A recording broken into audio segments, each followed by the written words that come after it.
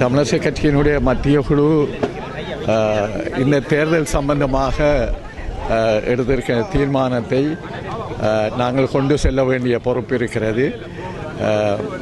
அது தமிழரசு கட்சியினுடைய பொறுப்பு. அதை நாங்கள் நிறைவேற்ற வேண்டும்.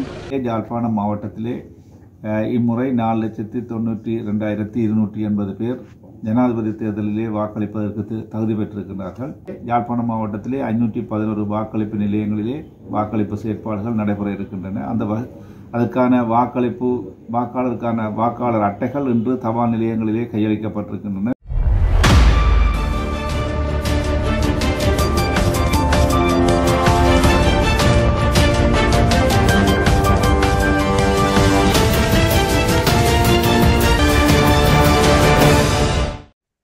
அனைவருக்கும் வணக்கம். இந்த அதிகாலை வேளையில் உங்களை நான் சந்திப்பது செப்டம்பர் மாதத்தின் 2ஆம் தேதிக்குரிய செய்திகள். இலங்கை தமிழரசு கட்சியின் மத்திய குழு வவுனியாவில் எடுத்த முடிவு பற்றியும் அதற்கு மாவை சேனாதிராஜா தன்னுடைய எதிர்ப்பை வெளியிட்டது பற்றியும் நேற்றைய நாள் முழுவதும் பரபரப்பு. அது இன்றைய நாள் வரை தொடர்ந்தது. இன்றைய நாளில் பெரும் குழப்பம் அதிகரித்திருக்கிறதே தவிர, மக்களது கொதிப்பு அதிகரித்திருப்பதை தவிர, பலவிதமான கருத்துக்கள் அதிகரித்திருப்பதை தவிர இதைவிட வேறு எந்த தீர்மானமும் எடுக்கப்படவில்லை என்று சொல்லி தெரிகிறது. ஆனால் மாவை சேனாதிராஜா ஒரு பக்கம் குழப்பி இருக்கிறார். மறுபக்கம் வைத்தியர் சத்தியலிங்கம் இப்போதைய பதில் செயலாளராக தன்னுடைய உத்தியோகபூர்வமான அறிக்கையை வெளியிட்டிருக்கிறார். ஸ்ரீதரன் தன்னுடைய எதிர்ப்பை தொடர்ந்து வெளியிட்டு வருகிறார். இந்த மத்திய குழு எடுத்திருக்கின்ற முடிவு கட்சியின் முடிவு அல்ல, உத்தியோகபூர்வமான முடிவு அல்ல என்று குறிப்பிடுகிறார். பொதுமக்கள் மத்தியில் இப்பொழுது பெருங்குழப்பம். தமிழரசு கட்சியின் தலைவர் மாவை சேனாதிராஜா நேற்று ஒரு கதை, இன்றைய நாளில் இன்னும் ஒரு கதை சொல்லி இருக்கிறார். அதுவேளை சஜித் பிரேமதாச நன்றி சொல்லி தமிழரசு கட்சி தம்மோடு தான் இயங்குகிறது என்று சொல்லி குறிப்பிட்டுவிட்டார். இதுக்கிடையில் மாவை சேனாதிராஜாவின் மகன் சஜித் பிரேமதாசவுக்கு ஆதரவு வழங்க இணங்கி இருக்கிறார் என்று சொல்லி இன்னும் ஒரு தகவலும் பரவி கொண்டிருக்கிறது. இதை மாவை சேனாதிராஜாவின் மகன் தரப்பு இன்னும் உறுதிப்படுத்திக் கொள்ளவில்லை. சஜித் பிரேமதாசவின் தரப்பிலோ அவரது பிரசாரத்துக்கு தாங்கள் ஆமோதிப்பு வழங்கி இருப்பதாக சொல்லப்படுகிறது. இந்த விடயங்கள் ஒரு பக்கம் இருக்க, நாமல் ராஜபக்சவின் தேர்தல் விஞ்ஞாபனம் இன்றைய நாளில் வெளியிட்டு வைக்கப்பட்டது. எதிர்பார்க்கப்பட்டதை போலவே சிங்கள மொழிக்கு தனியான முன்னுரிமை வழங்கப்பட்டிருக்கிறது. பௌத்தத்துக்கு அதிகமான முன்னுரிமை ஏனைய சமய தலைவர்கள் அழைக்கப்பட்டிருந்தார். அதை பற்றிய விடயங்களையும் பார்க்கலாம். மறுபக்கம் 5ஆம் ஆண்டு புலமை பரிசில் பரீட்சை இடம்பெறுந்த தேதி பற்றிய உத்தியோகபூர்வமான அறிவித்தல் வெளியாகி இருக்கிறது. தேர்தலோடு வருகின்ற காரணத்தால் இது நடைபெறுமா இல்லையா, தாமதிக்கப்படுமா இல்லையா என்ற பல்வேறு கேள்விகள் இருந்தாலும் வருகின்ற 15ஆம் தேதி இடம்பெறும் என்பது உறுதிப்படுத்தப்படுகிறது. தேர்தல் வாக்காளர் அட்டைகள் நாளை முதல் விநியோகிக்கப்படும் என்று சொல்லி அறிவிக்கப்படுகிறது. எனவே அதாவது 3ஆம் தேதி முதல் இது நாடு முழுவதும் பல்வேறு இடங்களில் உத்தியோகபூர்வமாக இனி விநியோகிக்கப்பட போகிறது. அதேவேளை சமூக வலைத்தளங்களை பயன்படுத்துவோர் மிகுந்த அவதானமாக இருங்கள். உங்களுக்கு ஒரு முக்கியமான செய்தியும் இன்றைய நாள் இந்த செய்திகள் வாயிலாக இருக்கிறது. தேர்தல் காலத்தில் வாக்குறுதிகள் பலவிதம். ஆனால் அரசாங்க தரப்பு, அதாவது இப்போது ஜனாதிபதியாக இருக்கின்ற ஜனாதிபதி வேட்பாளர் ரணில் விக்ரமசிங்கவுக்கு இது ஒரு மேலதிகமான அனுகூலமாக இருக்கிறது. இது தேர்தல் விதிமுறைகளில் வரும் என்று சொல்லி எதிர்கட்சிகள் ஆவலோடு எதிர்பார்த்துக் கொண்டிருக்கின்றன.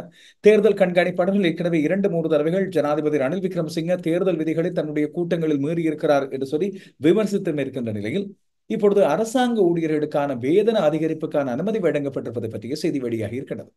இது தேர்தல் விதிமுறைகளில் வருமா என்ற கேள்வியோடு பல பேர் அவதானித்துக் கொள்கிறார்கள். விவரங்களை உள்ளே பார்க்கலாம். விரிவான செய்திகளுக்கு செல்லும் முதல் இன்றைய நாளிலும் அனுசரணை வழங்கி ஃபேமஸ் இன்வெர்ட் ஏசி இணைந்திருக்கின்றார்கள். ஃபேமஸ் இன்வெர்ட் ஏசி இப்பொழுது வெக்கையான காலகட்டத்தில் தேர்தல் வெப்பமும் அதிகரித்துக் கொண்டிருக்கிற நேரத்தில் உங்களை குளிர்படுத்த குஷிப்படுத்த கட்டாயம் தேவையான ஒன்று. கொள்ளுப்பட்டி லிபர்டி பிளாசாவில் உள்ள 1வது மாடியில் ஃபேமஸ் இன்வெர்ட் ஏசியின் ஷோரூம் காட்சி அறை இருக்கிறது. அங்கே நீங்கள் செல்லும் போது உங்களுக்கான விசேட சலுகைகள், நீங்கள் ARVLotion நியூஸ் பார்ப்பவர் என்று குறிப்பிட்டால் உங்களுக்கான சலுகைகள் அங்கே கிட்டும். ஜப்பானிய தொழில்நுட்பம், 100% காப்பர் வைண்டிங் இருக்கிறது. இது மட்டுமில்லாமல் 5 வருட கால உத்தரவாதத்தையும் தருகிறார்கள் ஃபேமஸ் இன்வெர்டர் ஏசி நிறுவனத்தார். மறக்காமல் பெற்றுக்கொள்ளுங்கள். தலை சிறந்த விலையில், இலங்கையின் மிகச்சிறந்த விலையில் famous invert AC. Famous invert AC அறிமுகப்படுத்துகிறோம். இலங்கையின் மிகச்சிறந்த விலையில் இன்வெர்ட் ஏசி. ஜப்பானிய தொழில்நுட்பத்தில் 100% காப்பர் வைண்டிங்குடன் 60% மின்சாரத்தை சேமித்திடுங்கள். தரமான நம்பிக்கையுடன் 5 வருட உத்தரவாதத்துடன் அனுபவித்து மகிழ குழுமையுடன் இருந்திடுங்கள். பணத்தை சேமித்திட இன்றே மிகச்சிறந்ததை தெரிவு செய்யுங்கள். Famous invert AC. Your comfort our priority. இலங்கை தமிழரசு கட்சிக்குள் என்ன நடக்கிறது, எதுவெல்லாமோ நடக்கிறது என்பதுதான் உண்மையான பதில். அங்கே பல்வேறு குழப்பங்கள், இழுபறிகள் ஒரு பக்கம் இருந்து கொண்டிருப்பது நாங்கள் அண்மை காலமாக தொடர்ச்சியாக பார்த்துக் கொண்டிருக்கிறோம். தமிழ் தேசிய கூட்டமைப்பு என்ற மாபெரும் விருட்சத்தில் இப்பொழுது எஞ்சி இருக்கின்ற ஒரு பெருமரமாக இருப்பது அந்த வீட்டு சின்னத்தோடு கூடிய தமிழரசு கட்சி. அந்த தமிழரசு கட்சியின் தலைவராக மாவை சேனாதிராஜா இருக்கிறார். அண்மை காலத்தில் தேர்தல் ஒன்று இடம்பெற்றது. அதிலே சுமந்திரனும் ஸ்ரீதரனும் போட்டியிட்டிருந்தார்கள். ஸ்ரீதரன் வெற்றி பெற்றதாக அறிவிக்கப்பட்டு பொதுச் செயலாளர் தெரிவின் போது குழப்பம் ஏற்பட்டு மீண்டும் வழக்கு விசாரணைகளுக்கு இப்பொழுது போயிருக்கும் நிலையில் இழுவரையில் மீண்டும் தலைவராக மாவை சேனாதிராஜா இப்பொழுது தொடர்ந்திருக்கிறார். வழக்கு முடிந்த பிறகுதான் தமிழரசு கட்சியின் பாணியில் சொல்லப்போனால் உட்கட்சி ஜனநாயகம் உயரிய மட்டத்தில் இருக்கிறது. இதனால் தான் வழக்கு போடும் அளவுக்கும் போட்டியிடுகின்ற அளவுக்கு வேட்பாளர்களை வைத்திருக்கின்ற அளவுக்கு தங்கள் கட்சி உறுதியாக இருக்கிறது. எனவே மாவை சேனாதிராஜா இப்போதைக்கு தலைவராக தொடர்ந்தார். ஆனால் மாவை சேனாதிராஜா சுகவீனம் காரணமாக வரவில்லை என்று அறிவிக்கப்பட்ட ஒரு கூட்டத்திலே எடுக்கப்பட்ட மத்திய குழுவின் முடிவு மாவை சேனாதிராஜா தனக்கு சொல்லப்படவில்லை என்று நேற்றைய நாளில் மறுத்திருந்தார். ஆனால் இன்று காலஞ்சென்ற நாடாளுமன்ற உறுப்பினர் தர்மலிங்கம் அவர்களது நினைவு தின நிகழ்வு இடம்பெற்ற வேளையில் அங்கே ஊடகவியலாளர்கள் மத்தியில் பேசும்போது மத்திய குழு எடுத்திருக்கின்ற இந்த முடிவை தாங்கள் அங்கீகரித்து கௌரவித்து அதன்படி செயற்பட வேண்டும் என்று சொல்லி குறிப்பிட்டிருப்பது அவர் இந்த முடிவுக்கு இணங்கி இருப்பதாக தெரிகிறது. தமிழரசு கட்சியினுடைய மத்திய குழு இந்த தேர்தல் சம்பந்தமாக எடுத்திருக்கிற தீர்மானத்தை நாங்கள் கொண்டு செல்ல வேண்டிய பொறுப்பு இருக்கிறது. அது தமிழரசு கட்சியினுடைய பொறுப்பு. அதை நாங்கள் நிறைவேற்ற வேண்டும்.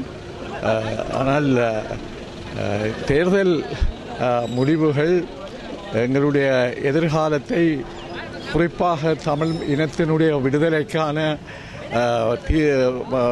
வாக்களிப்பாக மக்கள் சிந்தித்து வாக்களிக்க வேண்டும். அதைவிட தமிழ் மக்கள், தமிழருடைய தேசத்தைச் சேர்ந்த அனைத்து பிரதேச மக்களும் நாங்கள் அனைவரும் ஒற்றுமைப்பட்டு எங்களுடைய இன விடுதலைக்காக உழைப்பதற்கு இந்த தேர்தலை பயன்படுத்த வேண்டும். அந்த விடுதலை எங்களுக்கு மிகவும் முக்கியமானது. அந்த விடுதலைக்காக நாங்கள் அனைவரும் ஒன்றுபட்டு உழைக்க வேண்டும் நான் கேட்டுக்கொள்கின்றேன். மத்திய குழு நேற்றைய நாளில் எடுத்திருந்த முடிவை நிராகரித்திருந்த மாவை சேனாதிராஜா இன்று இதை ஏற்றுக்கொண்டதும் அவர் குறிப்பிட்ட விடயங்களும் ஒரு குழப்பத்தை ஏற்படுத்தி இருக்கின்றன. ஒன்று, அவர் மத்திய செயற்குழு எடுத்த முடிவை பற்றி இனிவரும் கூட்டத்தில் பேசி முடிவெடுக்கப் போகிறோம் என்று சொல்லி குறிப்பிடுகிறாரா, இல்லாவிட்டால் மத்திய செயற்குழு எடுத்த முடிவை நாங்கள் ஏற்றுக்கொண்டு அதை செயற்படுத்த வேண்டிய கட்டாயம் கட்சிக்கு இருக்கிறது என்று குறிப்பிடுகிறாரா என்ற ஒரு பெருங்குழப்பம் இந்த உரைகளை பார்த்தபோது எங்களுக்கு எழுவது இயற்கையானது.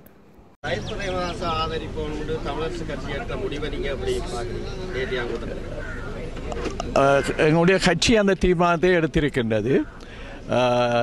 நாங்கள் தொடர்ந்து அதை எவ்வாறு நடைமுறைப்படுத்த வேண்டும் என்பதை பற்றி நாங்கள் அடுத்த கூட்டங்களிலே அந்த விடயங்களை பற்றி பேசுவோம். பேசி இந்த தேர்தலில் எங்களுடைய இனத்தின் விடுதலைக்காக எங்களுடைய மக்கள் எவ்வாறு நடந்து கொள்ள வேண்டும் என்பதை பற்றியும் நாங்கள் தீர்மானம் எடுத்து அதை நடைமுறைப்படுத்துவோம். மிக நன்றி.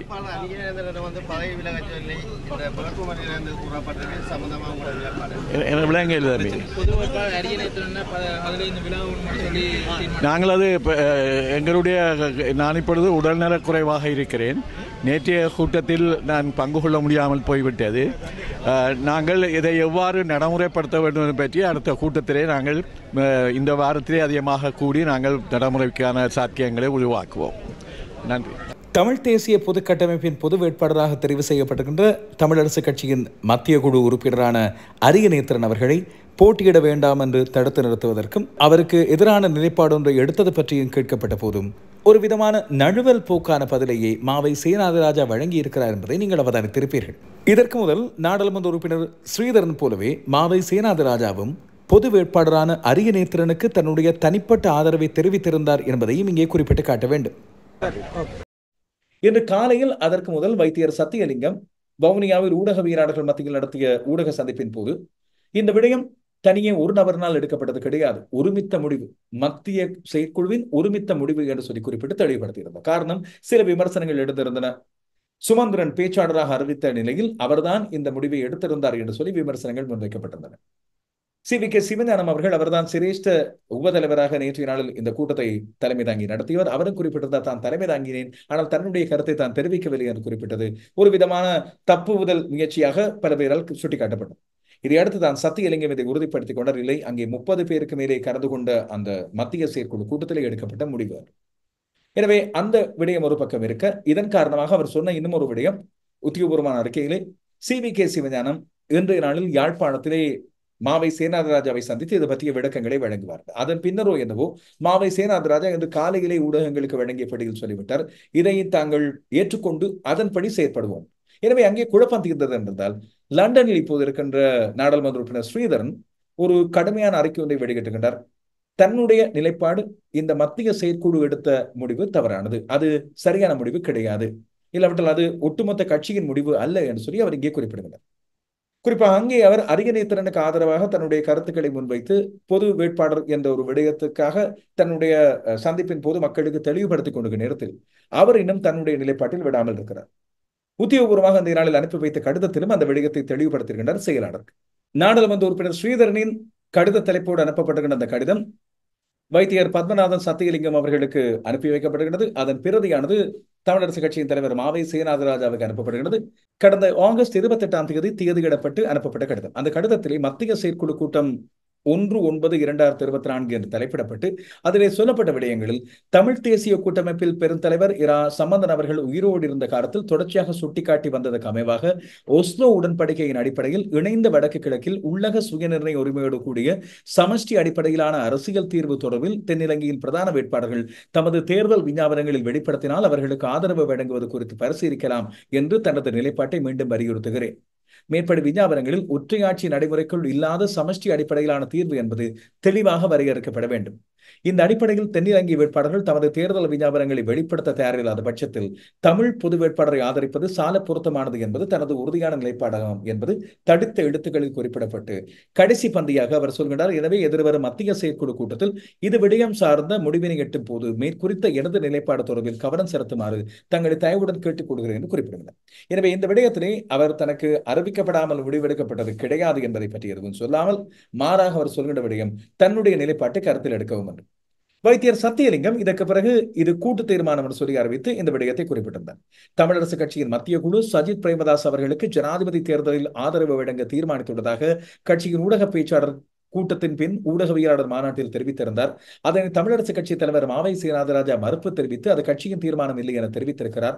இது தொடர்பாக வைத்தியர் சத்தியலிங்கம் செயலாளராக குறிப்பிட்ட விடயத்தில் சேனாதிராஜா அவர்கள் கலந்து கொள்ளவில்லை. மத்திய குழு தீர்மானம் என்பது ஒரு கூட்டு தீர்மானம். மத்திய குழுவில் 30 பேர் கலந்து கொண்டார்கள். மாவை சேனாதிராஜா அவர்களுக்கும் அறிவித்து அவரும் வருவதாக தெரிவித்திருந்தார். என்றாலும் உடல்நிலை சரியில்லை என்று தெரிவித்து பின்னர் அவர் கலந்து கொள்ளவில்லை. மூத்த துணைத் தலைவர் சிவஞானம் தலைமையில் தான் கூட்டம் நடைபெற்றது என்று தெளிவான விளக்கம் ஒன்றை குறிப்பிட்டு இந்த விடயத்தை அவர் வெளிப்படுத்தியிருந்தார்.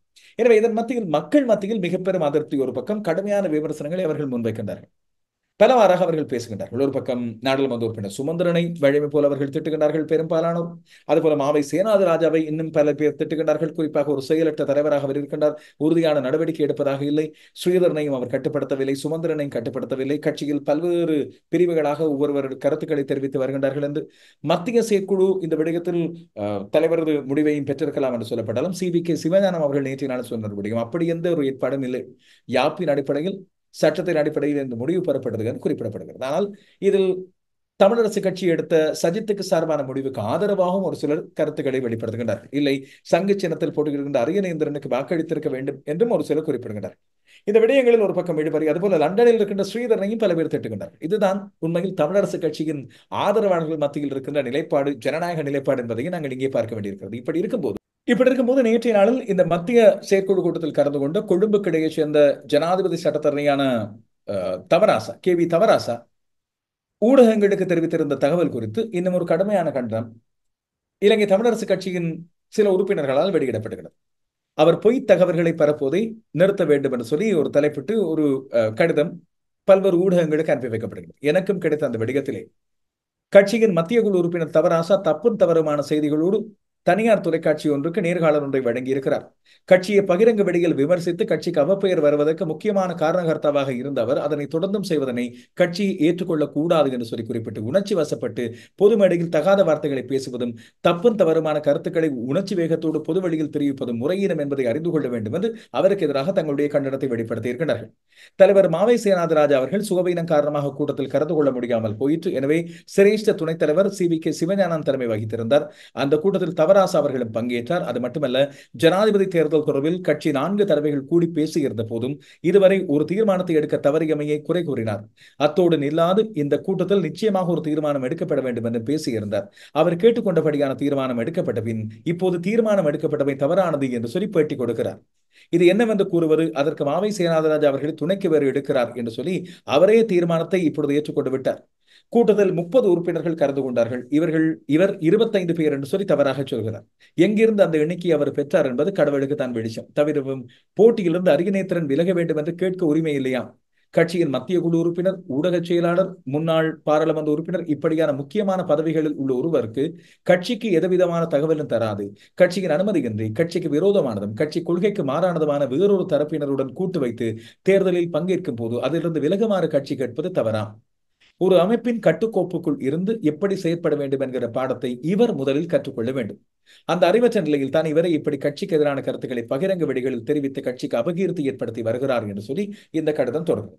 எனவே தவராசா அவர்கள் நேற்றைய நாளும் கூட்டத்தில் இடைநடுவே இருந்து வெளியேறி இருந்தார் என்று சொல்லி குறிப்பிட்டாலும் அவரும் இந்த முடிவெடுக்கும் போது இதை பற்றி ஆமோதிப்பை இல்லாவிட்டால் இந்த விடயத்தில் உடனிருந்தார் என்ற விடயத்தை சுட்டிக்காட்டித்தான் இந்த தகவல் இப்பொழுது தரப்படுகிறது.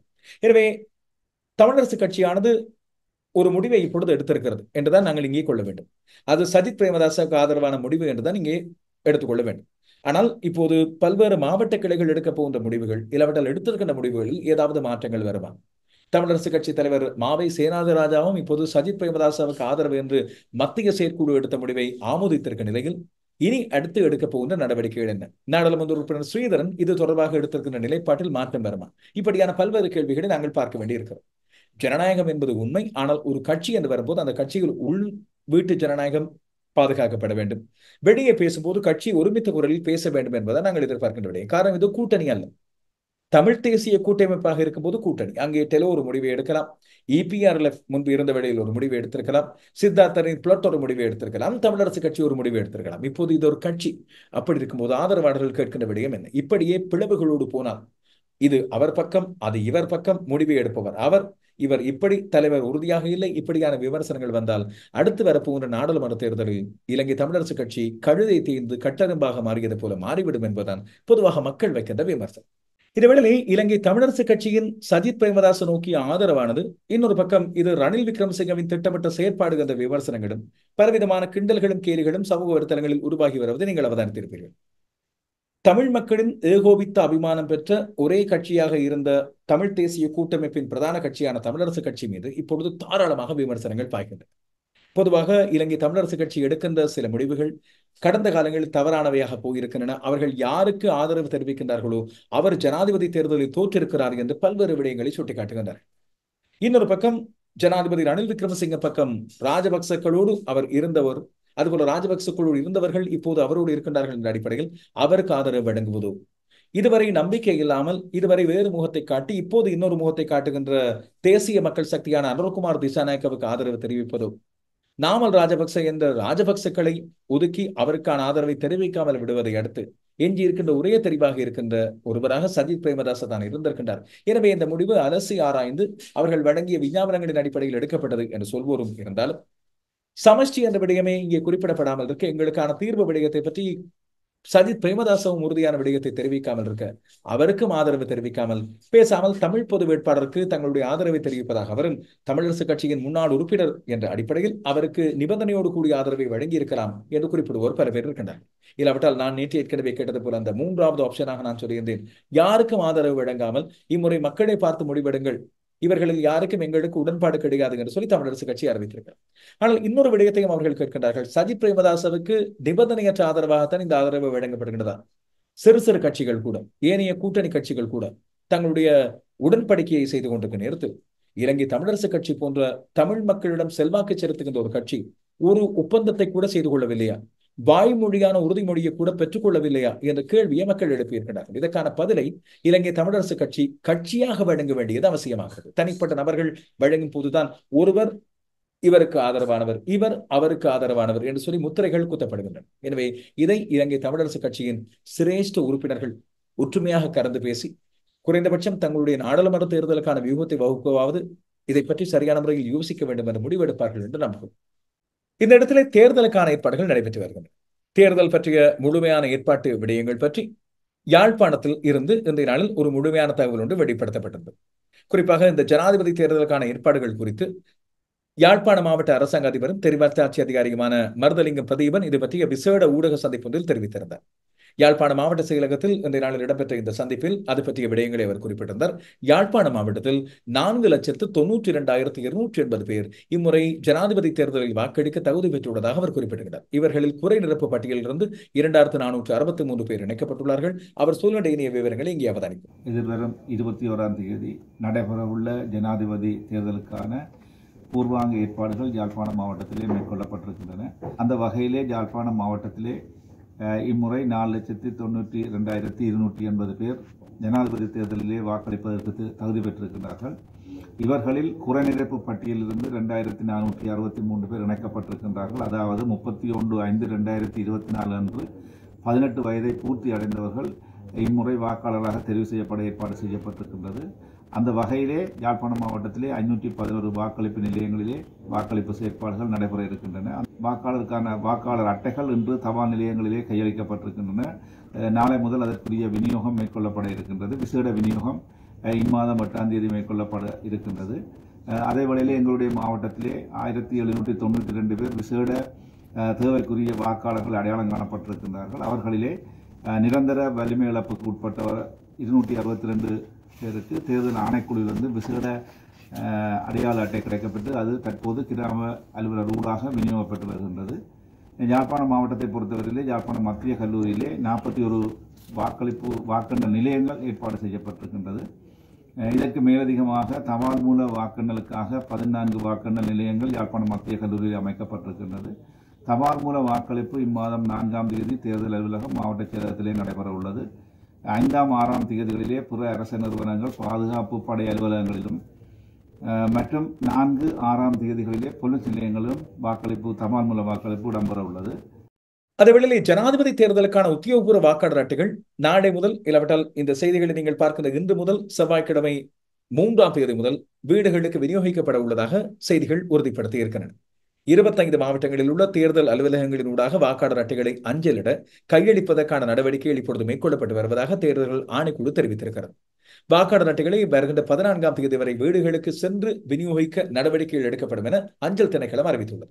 அதுபோல எதிர்வருகின்ற 8ஆம் தேதி ஞாயிற்றுக்கிழமை வாக்காளர் அட்டைகளை விநியோகிப்பதற்கான விசேட நாளாக அறிவிக்கப்பட்டுள்ளது. எனவே அந்த 8 மிக முக்கியமான ஒரு 8ஆக இருக்கும். இந்த நடவடிக்கைகளுக்காக சுமார் 8000 பேரை கடமைகளில் ஈடுபடுத்துவதற்கு எதிர்பார்ப்பதாக சிரேஷ்ட பிரதி அஞ்சல் அதிபர் தெரிவித்திருக்கிறார். இதேவேளையில் இன்னொரு முக்கியமான விடயத்தை சொல்ல வேண்டும். தமிழரசு கட்சி நேற்று அவசரமாக கூடி இந்த மத்திய செயற்குழு எடுத்த முடிவு பற்றி பல பேர் கேள்வி எழுப்பியிருக்க, என்ன அவசரம், ஏன் நேற்றைய நாளில் எடுத்திருக்க வேண்டும் என்ற கேள்விகள் வர அதற்கான ஒரு பதில் ஒன்று இங்கே இருக்கிறது. அதை பற்றி மருத்துவர் சத்தியலிங்கம் இதை தெளிவுபடுத்தியிருந்தார். குறிப்பாக இப்போது வருகின்ற 4ஆம் 5ஆம் தேதிகளில் அரசாங்க ஊழியர்கள் அதுபோல அஞ்சல் மூலமாக வாக்களிக்கின்ற தேர்தல் கடமைகளில் ஈடுபடுகின்ற அத்தனை பேரும் ஈடுபட போகிறார்கள். எனவே அவர்களுக்கு சரியான வழிகாட்ட இலங்கை தமிழரசு கட்சி என்ன முடிவு எடுக்கிறது என்பதை பற்றி அவர்களுக்கு தெளிவுபடுத்த வேண்டும். இதனால் தான் தாங்கள் முன்கூட்டியே இந்த கூட்டத்தை எப்போதோ எடுத்திருக்க வேண்டிய முடிவை பிற்போட்டு தாமதித்து இறுதியாக நேற்று 1ஆம் தேதி எடுக்க வேண்டி இருந்தது என்பதை அவர்கள் தெளிவுபடுத்தி இருக்கின்றனர். எனவே இதையும் நான் மக்கள் முன்னால் சமர்ப்பித்து வைக்கிறேன். இப்படி இருக்கும்போது ஒரு பக்கம் பொது வேட்பாளருக்கு ஆதரவான பல்வேறு கூட்டங்கள் இடம்பெற்று வருகின்றன. குறிப்பாக யாழ்ப்பாணத்தை குறிவைத்து பிரதான வேட்பாளர்கள் பல பேர் தங்களுடைய பிரசாரங்களை முன்னெடுத்திருந்தார்கள், வந்திருந்தார்கள். நாமல் ராஜபக்ச ஸ்ரீலங்கா பொதுஜன பெரமுனவின் வேட்பாளர் நல்லூர் கந்தன் ஆலய உற்சவம் நிறைவு பெற்ற பிறகு தன்னுடைய பிரசாரங்கள் யாழ்ப்பாணத்தில் இடம்பெறட்டும், அதுவரை ஒத்திவைப்பதாக நல்லூர் கந்தனுக்கு முக்கியத்துவம் வழங்குவதாக தெரிவித்தது. ஆனால் இன்றைய நாளில் அவருடைய தேர்தல் விஞ்ஞாபனம் வெளியிடப்பட்ட மேடையில் தமிழுக்கோ தமிழ் மொழிக்கோ இல்லாவிட்டால் சிறுபான்மையினருக்கோ பெரிய அளவில் முக்கியத்துவம் வழங்கப்பட்டிருக்கவில்லை என்பது வெளியிடப்பட்ட உத்தியோகபூர்வமான காணொலிகள் புகைப்படங்கள் மூலமாக தெரிகிறது. நாமலின் தொலைநோக்கு என்ற தொனிப்பொருளில் இந்த விஞ்ஞாபனம் 3 மொழிகளிலும் வெளியிடப்பட்டது. தன்னுடைய கொள்கை அறிக்கையை வெளியிட்ட நாமல் ராஜபக்ச நாட்டை டிஜிட்டல் மயமாக்குவதன் மூலம் நாட்டில் உள்ள பல்வேறு பிரச்சனைகளுக்கான தீர்வை காண முடியும் என்று தெரிவித்திருந்தார். அடுத்த 10 வருடங்களுக்குள் மொத்த உள்நாட்டு உற்பத்தி இரட்டிப்பாக்க தான் எதிர்பார்த்திருப்பதாகவும் அதே போல தேசிய அடையாள அட்டையை டிஜிட்டல் மயமாக்குவதன் மூலம் வரி வருவாய் அதிகரிக்க முடியும் என்றும் அண்மை காரணமாக ஜனாதிபதி ரணில் விக்ரமசிங்கே எடுத்து வந்த சில நடவடிக்கைகளின் அடுத்த மேம்போக்கான அடுத்த விடயங்களை பற்றி அவர் இங்கே குறிப்பிட்டிருந்தார். இன்றைய நாளில் இடம்பெற்ற இந்த அவருடைய தேர்தல் விஞ்ஞாபன அறிக்கை வெளியீட்டிலே முன்னாள் ஜனாதிபதியும் அவருடைய தந்தையாருமான மஹிந்த ராஜபக்ச, முன்னாள் ஜனாதிபதியும் அவருடைய சித்தப்பாவுமான கோட்டாபய ராஜபக்ச மற்றும் ஸ்ரீலங்கா பொதுஜன பெரமுனவின் தேசிய அமைப்பாளராக விளங்கிய பசில் ராஜபக்ச, ஜான்ஸ்டன் பெர்னாண்டோ, அதுபோல ஸ்ரீலங்கா பொதுஜன பெரமுனவின் செயலாளர் நாயகமான சாகல காரியவசம், இன்னும் சமய தலைவர்கள், அதுபோல பெரும்பாலான சிரேஷ்ட உறுப்பினர்கள், முன்னாள் அமைச்சர்கள், இந்த ஸ்ரீலங்கா பொதுஜன பெரமுனவின் கூட்டில் உள்ள ஏனையோர் என்று பல பேரும் கலந்து கொண்டிருந்தார். தேர்தல் ஆணைக்குழு விடுத்திருக்கின்ற ஒரு முக்கியமான அறிவித்தல் ஒன்றை உங்களுக்கு சொல்ல வேண்டும். இந்த தேர்தல்கள் தொடர்பாக தவறான பிரசாரங்கள் அதுபோல வெறுப்பூட்டுகின்ற பிரசாரங்கள், ஒருவரை பற்றி தனிப்பட்ட அவதூறுகளை பரப்புதல் போன்ற விடயங்கள் தடை செய்யப்பட்டவை, தண்டனைக்குரியவை என்ற விடயம் ஆரம்பத்திலே வெளிப்படுத்தப்பட்டது. இப்போது இந்த ஜனாதிபதி தேர்தல் தொடர்பாக சமூக வலைத்தளங்கள் ஊடாக மேற்கொள்ளப்படுகின்ற பல்வேறு கருத்து கணிப்புகளை பற்றியும் தன்னுடைய கண்டனத்தை வெளியிட்டுகிறது தேர்தல்கள் ஆணையம். எனவே அப்படி கருத்து கணிப்புகளை அவதானித்து உரியவர்களை கைது செய்வதற்கான நடவடிக்கை எடுக்குமாறும் காவல்துறையினருக்கு பணிப்புரை வழங்கப்பட்டுள்ளதாக தெரிகிறது. எனவே உத்தியோகபூர்வமான கருத்து கணிப்புகளை வெளியிட்டோர் சமூக வலைத்தளங்கள் மூலமாக நாங்கள் அநேகர் இந்த கருத்து கணிப்புகளை வெளியிட்டு வருகிறோம், இல்லாவற்றில் கேட்டு வருகிறோம். அதுபோல உத்தியோகபூர்வமான கருத்து கணிப்புகள் என்று வரும்போது இந்த numbers.lk என்ற இணையதளம் மூலமான இரண்டாவது கருத்து கணிப்பு விடயங்களும் வெளியாகி இருந்தன. அதை பற்றி தனியான பார்வை ஒன்றை பார்ப்பது முக்கியம். தனியான காணொலி ஒன்றை கொண்டு வர காத்திருக்கிறேன். இப்படி இருக்கும்போது இவர்களுக்கு எதிராக நடவடிக்கை எடுக்கப்படும். அதுபோல காவல்துறையினருக்கு அவர்களை கைது செய்யுமாறு பணிப்புரை விடுக்கப்பட்டிருப்பதாகவும் இப்போது சொல்லப்பட்டிருப்பதை உங்களுக்கு ஞாபகப்படுத்தி வைக்கிறேன். அவதானமாக இருந்து கொள்ளுங்கள். இனி புதிதாக ஆரம்பிப்போர் அதுபோல இதை பற்றி தீவிரமாக கவனம் செலுத்துவோம். இதேவேளை தேர்தல் விதிமுறை மீறல்கள் போன்ற பல்வேறு விடயங்கள் இப்பொழுது சுட்டிக்காட்டப்பட்டு இந்த நாட்களில் 1600க்கும் மேற்பட்ட முறைப்பாடுகள் முன்வைக்கப்படுகின்றன. அப்படி இருக்கும்போது அரசாங்கம் தேர்தல் தேதி அறிவிக்கப்பட்ட நாளிலிருந்து அரசாங்க நிதியை இந்த தேர்தல் பிரசாரங்களாக செலவு செய்வது தண்டனைக்குரிய குற்றம் என்பதை பற்றி வெளிப்படுத்தப்பட்டிருந்தது. ஆனால் இது தண்டனைக்குரிய குற்றமா, இது சட்டமுறையில் ஒன்றாக வருமா என்ற விடயத்தை நாங்கள் பார்க்க வேண்டும். எது என்று சொன்னால், அரசாங்க ஊழியர்களின் வேதனம் தொடர்பான பிரச்சனைகளுக்கான தீர்வு காண்பதற்காக ஜனாதிபதி, ஆனால் அவரை ஜனாதிபதி வேட்பாளர் என்று இப்போது சொல்லலாமா, இல்லாவிட்டால் ஜனாதிபதி என்று மட்டும்தான் சொல்ல வேண்டுமா தெரியவில்லை. இந்த விடயத்தில் ஜனாதிபதி ரணில் விக்ரமசிங்க அவரால் நியமிக்கப்பட்ட நிபுணத்துவ குழுவின் பரிந்துரைகளை செயற்படுத்துவதற்கான அமைச்சரவை அனுமதி அங்கீகாரத்தை வாங்கியிருக்கிறார். எனவே ஜனாதிபதியின் ஊடகப் பிரிவு இந்த விடயத்தை 2ஆம் தேதி இன்று வெளியிட்டிருக்கின்றது.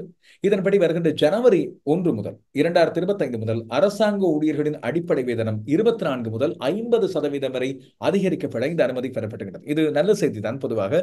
ஆனால் தேர்தல் வாக்குறுதியாக தேர்தலுக்கான ஒரு நாடகமாக இருந்துவிடக் கூடாது என்பதுதான் நாங்கள் அனைவரும் எதிர்பார்க்கின்ற விடயம். காரணம், மக்களுக்கு உண்மையாக நீங்கள் எதை செய்வீர்கள், அதுபோல இத்தனை காலமாக அக்கறையோடு எதை செய்தீர்கள் என்பதைத்தான் நாங்கள் பார்க்கிறோம். இனி என்ன செய்வீர்கள் என்ற விடயம் அனைத்தும் எப்போது செய்திருக்க வேண்டியவையாக இருந்தால் மக்கள் இதை அவதானித்திருப்பார்கள். மேடைகளில் பாருங்கள், நாமல் ராஜபக்சவும் சொல்கிற அந்த பேய் டாக்ஸ் என்று சொல்லப்படுகின்ற வருமான வரியை தான் குறைப்பேன். சஜித் பிரேமதாஸ் ஏற்கனவே இதை பற்றி சொல்கிறார். அனுரகுமார் திசாநாயக்க ஊழலற்ற ஆட்சியை பற்றி குறிப்பிடும் போது, ஊழலற்ற ஆட்சி நடக்கும் போது தானாக மற்ற விடயங்கள் அத்தனையும் அவருக்கு வந்துவிடும் என்று. அனுரகுமார் திசாநாயக்கவின் தேசிய மக்கள் சக்தியைச் சேர்ந்த கலாநிதி ஹரணி அமரசூரிய இன்றைய நாளில் குறிப்பிடுகின்றார், 22ஆம் தேதி நாடாளுமன்றத்தை தேசிய மக்கள் சக்தி கலைக்கும். அதாவது 22ஆம் தேதி பதவியேற்று விடுவார் அனுரகுமார் திசாநாயக்க, அதுக்கு பிறகு நாடாளுமன்றம் கலைக்கப்படும் என்று குறிப்பிடுகிறார். ஜனாதிபதி ரணில் விக்ரமசிங்க மேடையில் வைத்து மிரட்டுகிறார், மீண்டும் அமெரிக்க டாலரின் பெறுமதி 370 தொடக்கம் 400 ரூபாய் வருவதை நீங்கள் ஏற்றுக்கொள்கின்றீர்களா, மற்றவர்களுக்கு வாக்கு போட்டால் இதுதான் நடக்கும் என்று குறிப்பிடுகிறார். எனவே மக்கள் பயமுறுத்தப்படுகின்றார்கள், ஆசை காட்டப்படுகின்றார்கள். இதுபோல மக்களை பொறுத்தவரையில் ஒரு நிலையில்லாத நிலையில் அவர்களை வைத்திருக்க அரசியல்வாதிகள், தேர்தல் வேட்பாளர்கள் முனைகின்றார்கள். நீங்கள் அவதானமாக இருக்க வேண்டியதும் ரீடிங் பிட்வீன் த லைன்ஸ் என்ற ஆங்கிலத்திலே குறிப்பிடுவதை போல சொல்லப்படுகின்ற விடயத்தின் உள்ளர்த்தத்தை புரிந்து கொள்வது மிக அவசியமானது. வருகின்ற 15ஆம் தேதி 5ஆம் ஆண்டுக்கான புலமை பரிசில் பரீட்சைகள் இடம்பெறும் என்பதை உறுதிப்படுத்தியிருக்கிறது கல்வி அமைச்சும் பரீட்சைகள் திணைக்களம். இதற்கான கால அட்டவணையும் இன்றைய நாளில் வெளியிடப்படும். எனவே வருகின்ற 15ஆம் தேதி செப்டம்பர் மாதம், இந்த மாதம் 15ஆம் தேதி இடம்பெறுகின்ற இந்த புலமை பரிசில் பரீட்சையில் 2ஆம் பாகமானது காலை 9:30 முதல் 10:45 வரையிலும், 1ஆம் பாகம் காலை 11:15 12:15 வரையிலும் நடைபெறும் என பரீட்சைகள் திணைக்களம் அறிவித்துள்ளது. இந்த பரீட்சைக்கு தோற்றவுள்ள மாணவர்களின் வருகை பதிவேடு சம்பந்தப்பட்ட பாடசாலைகளின் அதிபர்களுக்கு அனுப்பி வைக்கப்படுவதாகவும் பரீட்சைகள் திணைக்களம் அறிவித்திருக்கிறது. அதாவது அட்மிஷன் கார்டு, பரீட்சைகளுக்கான வருகை பதிவு. இதுவரை பெயர் பட்டியல் கிடைக்கப்பெற்ற பாடசாலைகளின் அதிபர்கள் கிடைக்கப்பெற